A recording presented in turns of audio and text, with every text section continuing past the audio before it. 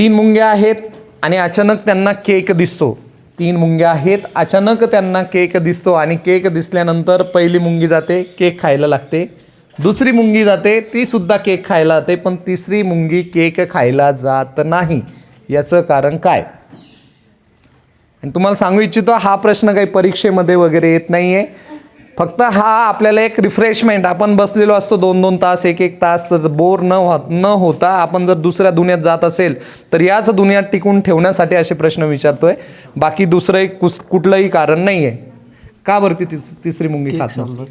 Cake संपला नाही, cake पण आहे, केक पण अवेलेबल आहे. तू बरा वैभव, तुला काय वाटतं?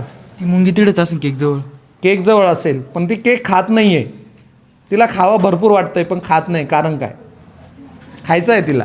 डायबिटीस असेल तिला. डायबिटीस पण नाही आहे, एकदम हट्टीकट्टी आहे. तुला काय वाटतं?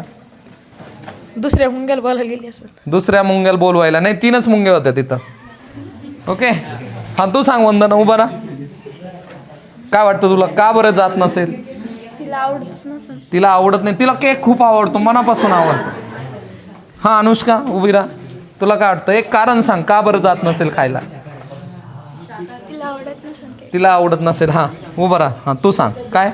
तो केक अंड्याचा असं ना ती शाकाहारी असं. नाही, ती मांसाहारी आहे. व्हेजिटेरियन नॉन व्हेजिटेरियन दोन्ही पण आहे.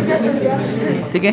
नाही, त्याचं कारण असतं की ती म्हणते बाई ह्या केकला मुंग्या लागल्या, मी कशा खाणार? म्हणजे मुंग्या लागल्या, आता मुंग्या लागल्यानंतर मी का बरं केक खाणार? तुम्ही मुंग्या लागलेली काही वस्तू खातात का, गोष्ट खातात का? तर त्यांनी बाई या केकला मुंग्या लागल्या आणि त्या लागलेल्या मुंग्या मी कसा केक खाणार? तर हे कारण त्याच्या मागं होतं. ओके.